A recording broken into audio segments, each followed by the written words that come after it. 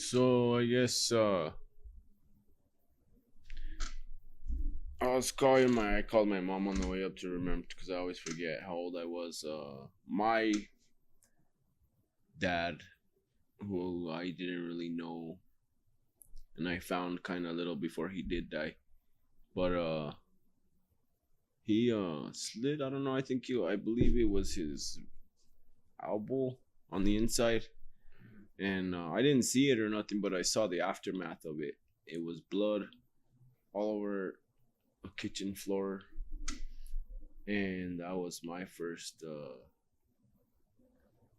go around with suicide. Or and then come to find out he was pretty suicidal. And who else became suicidal? Myself. Not with just only my substance abuse, drinking and drugging. I realized that me and him were a lot alike, and even though I didn't really know the guy, and I was like, wow, that's DNA is pretty powerful. And I'm like, that's how far depression and sadness can travel. And like you had mentioned earlier, yeah, I don't blame my mom. And she's we both turned our lives around, and it's good where we're at. I feel happy with where we're at. And I remember the first time I did, I think, try myself. I was on house arrest my first time, probably about 16 years old. I took some pills. I think I even tried using a belt. That didn't work, so I fucking took a lot of pills, passed out, woke up, and then I realized that was my first suicide attempt. And let's see, where would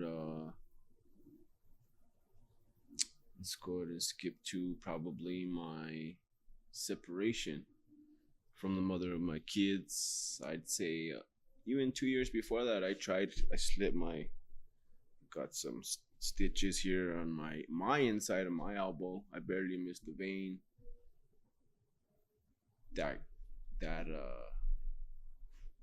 was a behavior I notice now was a manipulation tactic behavior, which I'm sure a lot of people do use. I'm gonna take my life, and it didn't. And you know what I mean? I'm like, it worked for a little bit, and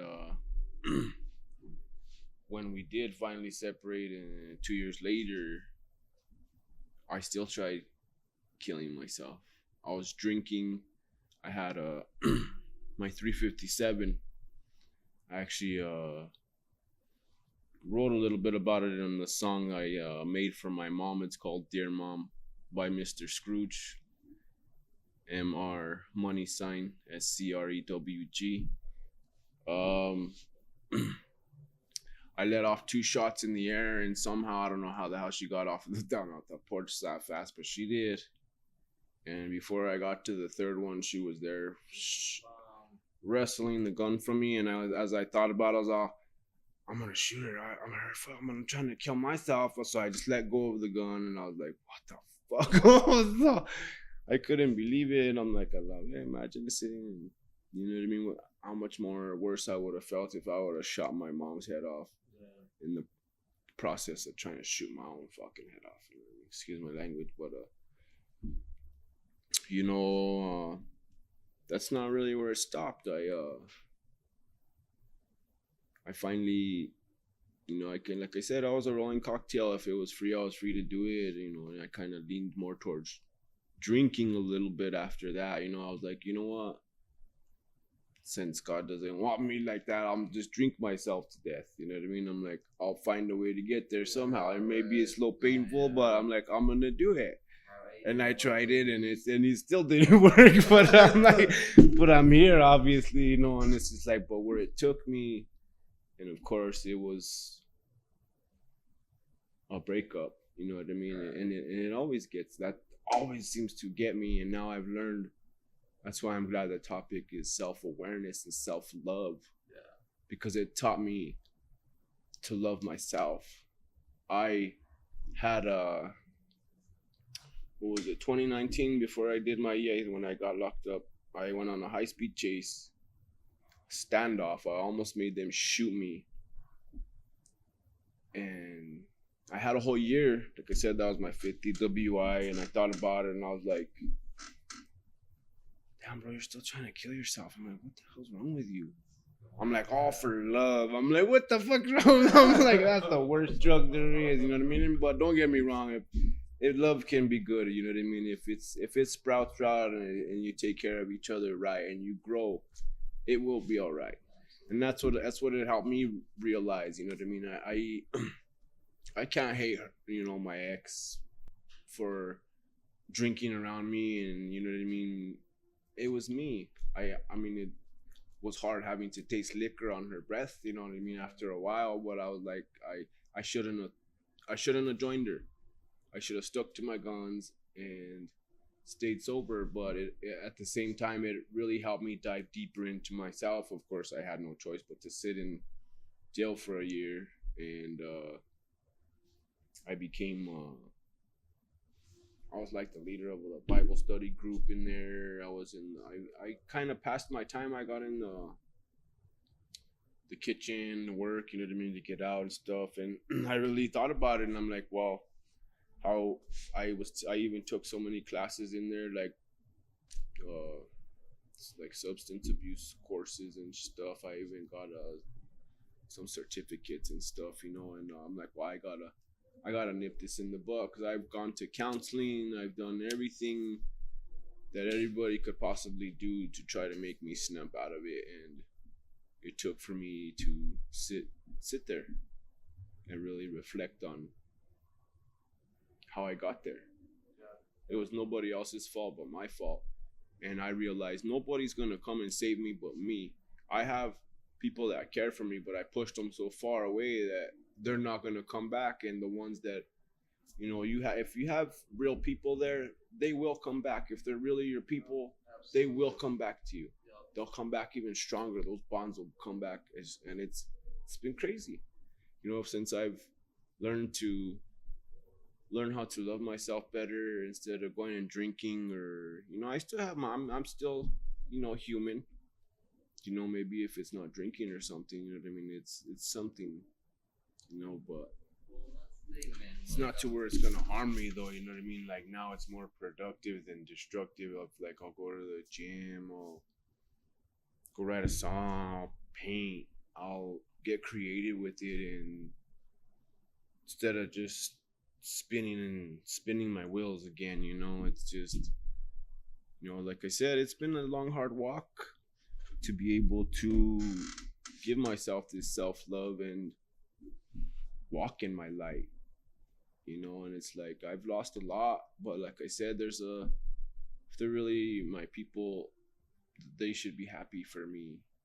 Absolutely. For, you know, learning to put boundaries up, learning to have standards, and learning to do what works for me, because what works for me isn't going to work for others, you know what I mean? But I wouldn't say to knock it, you know what I mean? I'd say give it a try, because, you know, there's so many different forms of art. Like I was going to say, actually, I found this number. It's another number, 988. I was actually at a dance-a-thon in Santa Fe, and I was walking by, and one of the vendors, this was one of the vendors, and I was like, help and hope in New Mexico, 988. It's another hotline. And I was like, wow, see how the universe just opens up. Yeah. It's like, it sees me taking care of myself and wanting to get out there and, you know, just be productive with, no, not even though I don't want to. I don't really like being around people. It's just like, because, you know, if you have that, people like to test you, bro. People want to test you. They're like, oh, let's see if he's, you know, changed. Yep. Let's see if we can get him riled up, you know. But I mean, I'm still human. I've learned to not react so much, you know, try to respond, you know, because what I think about most of the world is, you know, everybody just wants to be heard, you know. And if you feel you can't be heard, you know, there's plenty of places that will hear you out, you feel you have nobody to turn to, there's plenty of places that'll help you out. And it's just like it's been hard for me because everybody's like, "Oh, you got it in you." I'm like, "What the fuck? What the hell does that mean?" I'm like, "What does that mean?" You're like, that's another expectation. Like you got this. You have so much in you, and I'm like, but now that I've stepped into that, I'm like, this is what the hell they're talking about. I'm like, oh yeah, this feels good. But it's just like it's been really hard to see a lot of the world lose a lot of people that I grew up with, to drugs, drinking, and to see a lot of my family and them still doing it. Like we said earlier, I can't force you to do nothing. All I could do is be the best example and show you what works for me, in hopes that you will find your path and see what makes you happy. Hopefully not hurting others or yourself. Because, I believe, like you said at the beginning, all we could use a little bit of more love and understanding, you know what I mean? That's pretty much things. I mean, it's all about, again, you self-love for your individual self, sometimes it's hard to love yourself. Sometimes it's hard to find positive things about yourself. But everybody has problems. But the signs are everywhere, like I said. Find your peace, And you anywhere. You took routes, man, and everybody takes different roads in life. You had that time to sit back and reflect, and that's sometimes it takes the point of you getting put in those scenarios, and that's where you are reflecting. But you know what? Like it's possible to reflect even now. It's helped me to not have to go to that place to reflect anymore. I'm like, oh, okay, it was fraba, but I'm people will go through, and instead of self-reflection, they'll go through self-obsession, and they'll get obsessed with things, like obsessed with their past, obsessed with what will be coming next. Yeah, that's happened, you know what I mean? But I could always keep saying this. It's like you keep walking that walk, and the universe will just keep opening up, keep declining, keep accepting. You know what I mean? Things will fall in and out of place, and if you ask for it, it just blows my mind that that's all it took was for me to take care of myself and see the gift of the light that has been given to me to show others that they have that same light in them. We all have that light in us, and it shouldn't separate us, and it shouldn't be like, oh, he thinks he's this, and I'm like, we shouldn't even be trying to judge. We should be happy for one another. Say, hey, how are you doing that? I had somebody, a family member, call me last year, say, how are you doing this? I'm like, doing what, bro? I'm like, staying sober and stuff? And I'm like, well, I could tell you, but it's like, it's still gonna be up to you to take this advice that I'm giving you. Cut your people out. If those people aren't inspiring you, if they aren't saying, hey, let's quit, let's go do something else, let's get out of this, you know what I mean? If they're not helping you try to get out of that cycle, those are not your people. And like I've said plenty of times, people are always around when you have a lot to give, you know what I mean? It's when you don't have nothing to give, That's when you find out who's really who. And it's sad to say that. It's like, it's hard, because I try to be, legit with everybody, everywhere I go, you know what I mean? And it's just like, it is what it is, And that's also helped me to navigate towards, all right, fine. I can't judge, like you said, we're not here to judge anybody. I'm not. Sometimes what I say may come out wrong like it is, but it doesn't, it's not. It's more from a place of a lived experience and how, my opinion. And my opinion doesn't always have to, can be differ from your opinion. And you know what I mean? It's just, things just don't have to be blown out of proportion. Absolutely. For sure. It may seem like it is the most overwhelming experience or time frame in your life, or it's detrimental enough that you can't take it, you can't handle it. There's a lot of experiences in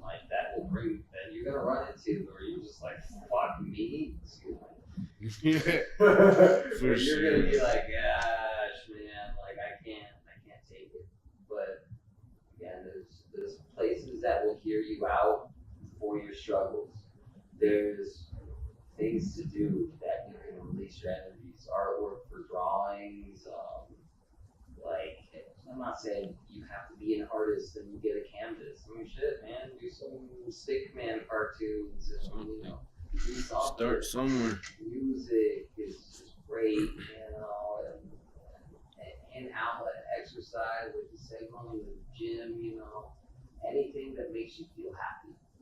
There's like you said, those endorphins. There's plenty of ways to. Once I found out there's more ways to spark your endorphins rather than drowning them and flooding them, and we're not like not. I'm like, well, no wonder I wasn't going anywhere. I was like, well, they're drowning all my endorphins. I'll be fucking down. I am flooded. But yeah, no, I'm sorry to make laugh of the situation. That's another thing is, don't forget to laugh, have a sense of humor, Absolutely. Make others laugh, as much as you possibly can. Be lighthearted of situations, even if it's upsetting to you and to what you think, even if you think that people have different experiences, so people are going to think different ways, people are going to have different feelings than you. There's this 2 books also that I'd like to mention is the 5 Agreements by Don Miguel Ruiz and Rain in Your Brain. Those 2 books are really, really good self-help books. Like he was saying, if you don't know how to, if you've come from where we come from and we just want to react, we're used to just reacting, and that's not the way you want to be, there's plenty of things you can unlearn, so it doesn't have to end. There's always a brighter tomorrow. I used to never really believe that either myself. It's been a really long, hard walk, and sometimes those walks have to be made alone in order for your growth to take process. Don't feel like the world is shutting you out. It's just like a cocoon. Think of it as a cocoon. Go back into your cocoon and get those butterfly wings, whatever it takes. Do what you gotta do. It's my grandpa used to say, depression, what the hell is that? I'm like, this old school. I'm like, I quit drinking in one day. I'm like, hola, moodies. I'm like, those are the G's, you know what I mean? I'm like, those are the real old school people, you know what I mean? And not all of us are built like that. Do what works for you one day at a time. And it doesn't have to be the end. That's true. Well, I gotta say, I appreciate you for opening up. Thanks. I know everybody else appreciates it as well. We're gonna do one last break and wrap this up. Yes, sir.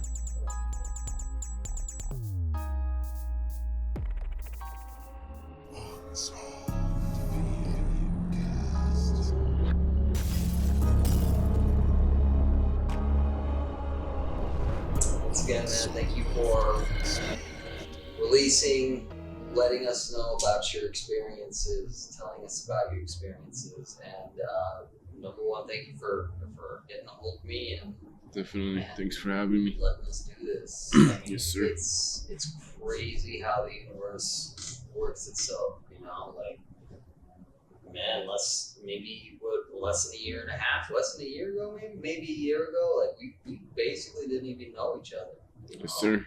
And now we're working together through our art. Wow, that's the thing, bro. It's just crazy, like, man. dang. We're doing music together now. We might not have the same exact experiences, but we do have shared energies of stuff, productive emotions. stuff, And it's awesome, bro. Thank you. I appreciate everything you've done for us as well. I appreciate it. Thank you. Absolutely, man. We are individuals, but we are in this together. Yes, sir. And it's good to have positive energies from another person to help help me through projects, and it helps me be positive within myself to help you with projects, for us to work together, do venues together, do all this other stuff together. And there's definitely been times where like I've felt where there's no purpose for me. There's no reason for me to continue. You know, I hit my lowest points, what I felt were my lowest points, pretty young, and dear old daddy didn't lock up his revolver, as like, which a lot of people sadly don't, but I had access to it. And you know, I'm not going to go into too much detail, but it's spinning that chamber with one bullet in there for a couple of days. You know, Russian. Yeah, man. It's I figured it's like, let's just base it on odds. You know, what are the odds I'm going to go out today? Yep. You know, and it came down to the point, all right, well, my odds on that aren't falling through, so there's got to be something else. You know, there's got to be. But the crazy thing is those odds happen, and I'm still fucking here. You know, and some people decide to say fuck it, and one shotgun, you know, one shotgun shell is all you need, and one too many beers is all you need. Yeah. One centimeter too close is all you need, and you're not here anymore. Yep. And as much as back then I felt that would have helped me to not be here, I realize now that it's an experience that I wouldn't say that I wanted ever or would want that to place on anybody else, but it was good for me to know that I have some sort of continual purpose to do something. I feel that definitely, for sure, you know, and I don't even really know how far I saw myself living, but it wasn't even to the age I'm at now. 40, you know, I'm at 40 now, and I'm like, wow. It's like you say, there's so much more possibilities, you know what I mean? And it's like, it doesn't have to end, you know. Reach out, talk to somebody. You know, from what I've learned, you know, there's so much hurt, so much left unsaid, you know. And I think, you know, if we just took a little bit of time to, like I said, be aware, reach out to your people. Absolutely. You know, those of us who, you know, really don't have that much. You know, we have what we have, and we're okay with that. You know, but that doesn't mean that we don't like to hear from others and that we want to shut the world out. You know, being that I'm a suicide survivor myself, I'm very thankful I'm alive. I thank God every day. I'm able to, because it just in the past 3 or 4 years since I've gotten out, the universe has been so giving. And all it took was for me to really buck up. And I've gotten my kids coming back around more, you know what I mean? I'm doing my best to have a better relationship with my mother. You know, those family members who I still have, you know, and who I've lost touch with because, well, maybe they're still drinking and partying, and it's like, it's not that I don't want to be around them, it's I don't want to. Now I know why nobody wanted to be around me. Let's just put it that way. Not that they're all crazy and wild, stupid like I was, but it just reminds me, you know what I mean? I'm like, they're slowly hurting themselves too, you know what I mean? And it kind of maybe it does try to trigger my downside, you know, like, because I don't want to feel that down. Maybe I feel like, why is that person drinking so much? Right. Why is he all ripped? What's the matter with him? You know what I mean? It's like, because I know I've been there. I used to drink compulsively like that, impulsively, and You know, that's why I don't really go around. You know what I mean? It says choose your playgrounds and your playmates, and that's what I'm doing. I'm following most of the stuff in those groups. You know, that's those substance abuse groups. You know, that I thought, oh, that shit, that's a bunch of bullshit. And no, it's not a bunch of bullshit. If you apply, just like any other book, you apply it, it works for the most part. You know what I mean? It's like it's not rocket science. You know. It's exactly that. It's about how you apply things and your willingness to apply it. You know, there's too many individuals out there who say I'm going to get better and try to resolve an issue. And it's one thing to say it than to actually take that large step into doing it. And there's nothing wrong with having setbacks. There's nothing wrong with taking a little bit to try to get that first step. Or even to take a break. If you need a break, take a rest or don't give up though. You know, it's like it doesn't have to end. Right. And it's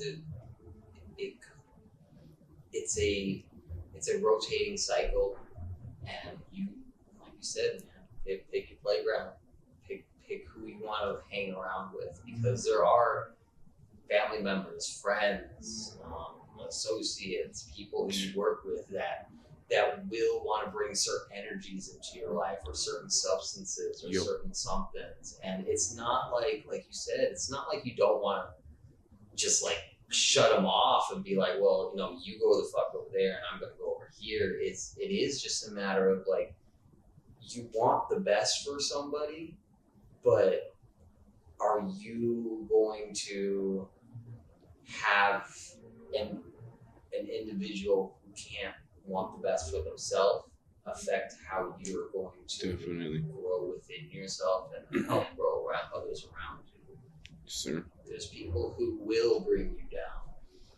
Now, is there a reason to shun people?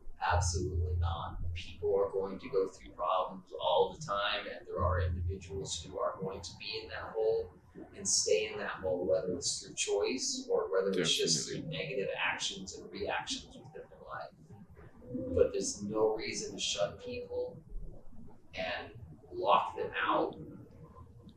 Everybody needs a hello. Everybody needs a how are you. Everybody needs a let's fucking hug, man. Sure. Like,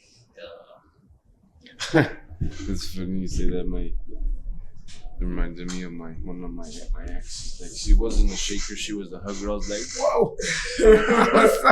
don't touch me. I'm like, whoa. I was like, but you know that you said that hugs do go a long way. You know what I mean? And it's just like listening to someone. So sometimes that's all they really need is a nice, good hug, squeeze them, and you know, let them know they're loved. And transfer. You know? Sometimes that's all that you need. You know.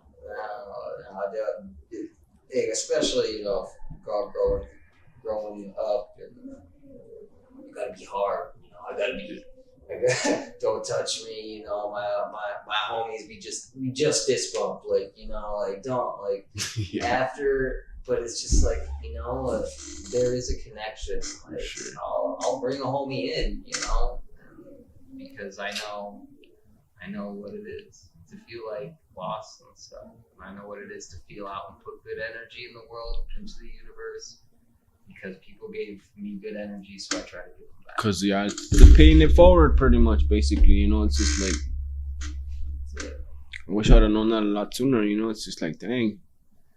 It's just like I said, it never ceases to amaze me, you know, whenever you're having a bad day or something, it'll just, boom, here comes to turn your day around, or, you know.